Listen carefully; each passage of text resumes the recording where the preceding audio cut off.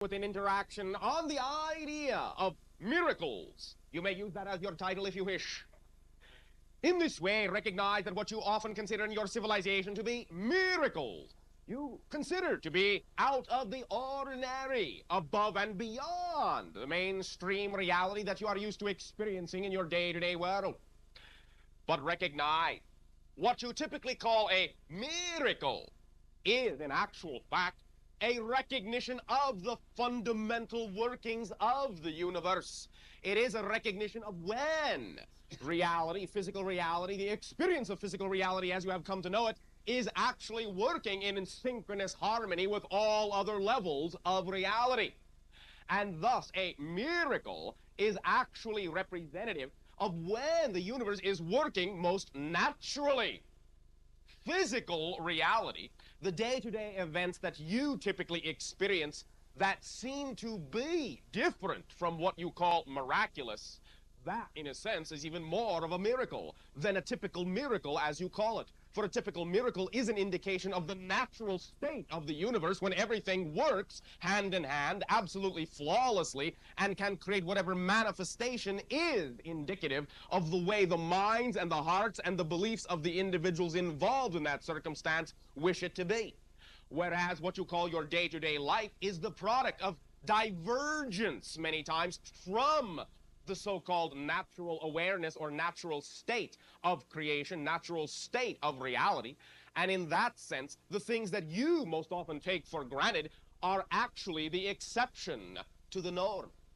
In that sense, the way you have structured your reality, all of the different diversifications, separations, and specific endeavors that you create in your day-to-day lives, those are the miraculous manifestations of the foundational energy. Your daily life is therefore miraculous. And when you see in your lives what you normally call a miracle, when all of the normal, what you think of as normal activities that go on are for a moment seemingly suspended to allow this so-called miracle to occur, in actual fact, what you are seeing, therefore, is the very fundamentals, the homogeneous, balanced, natural energy that everything in your daily lives is created from. You follow along? Therefore, recognize that your lives at any given moment are made of magic, if you will, are miraculous in that way. And that what you typically call a miracle is not something that is an interruption in what you think is the natural or normal way that life exists, but it is actually a manifestation of naturalness, a manifestation of the basic root, foundational energy out of which all of the divergences in your daily life are created. A miracle is a calm spot, the eye of the hurricane, as you say, wherein you allow all the different energies, the homogeneous energy of the foundational creation itself, to simply work in its purest form. When you know in that state that everything does fit in with everything else, everything does work in life, and a miracle is simply your willingness to allow on all levels, all at once, life and the universe to work in the way it was designed to work. So if you wish your life to become, as you think, more miraculous, and for life to become more and more effortless expression of that level of creativity, then all you need to do is allow your life to revert back to its natural state, to the zero rest balance point, to allow the things in your life to be there that need to be there, rather than thinking you must make or force or push those ideas into creation. Desire, determination, those are tools that can allow you to allow your reality to work, but desire and determination do not have to be expressed in a struggle type of mode. Desire is the activation key that will bring to you anything you believe to be possible to experience in your life. And when you allow your desire, your excitement, which is your indication of your connection to the primal energy out of which all is created, when you allow your desire to bring those things into your life, then your life will be effortless, will be miraculous, day to day to day. You follow along? At this time, therefore, we will communicate in the mode we call sharing. Yes, we have a documentary being filmed tonight. As welcome. Thank you very much. I have a couple of questions. They're not exactly on the subject you're talking on, but... Does not have to be, never has to be. All right, good. It has been predicted by Leah that in March of '87 there will be a profound change in our economy.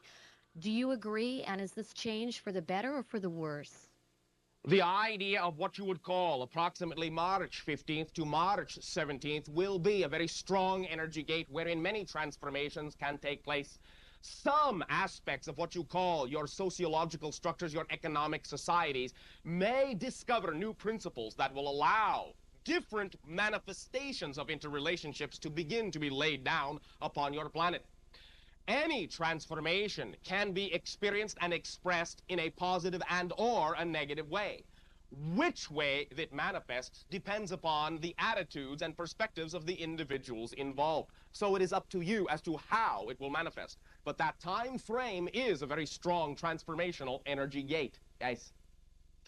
Thank you. The other question is, we're doing this documentary for public awareness. Do you have anything to say regarding this? First of all, that you are also doing it because of the public awareness that already exists.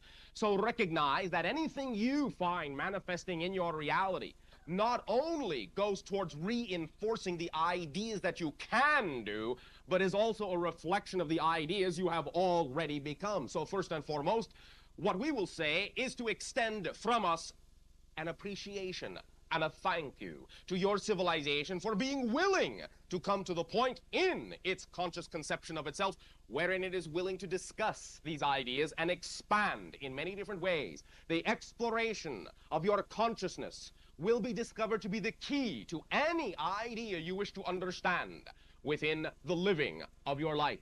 And that fundamentally, what we will share with you is that the only fundamental process truly necessary for you to understand anything you wish to understand about life is to simply live the life you are living. And in that true and full living and expressing yourself according to the trueness of what you know to be representative of the energy each and every one of you are, you will, in living that life, discover everything you need to know about the life you are living. For again, the universe does not do extraneous and pointless things. Everything works, and there is a reason for everything. Explore and expand your curiosity. Become fascinated with the interplay of all ideas as they interact and interrelate, and you will discover that everything is an orchestration and a flawless one at that. Bashar, thank you very much. We thank you for your endeavor. We thank you for your sharing and your willingness to participate and create an opportunity for others to participate in the growing expansion of awareness, of remembering that you are all made in the image of the infinite creator, and what that means is you are all infinite creators. We thank you. All right. Sharing! Bashar, Ace! a couple of weeks ago in the Times, there was an article that the scientists had found two giant arcs. Could you care to comment? Would you care to comment on, tell us a little bit about that? We can disperse but a little bit of information.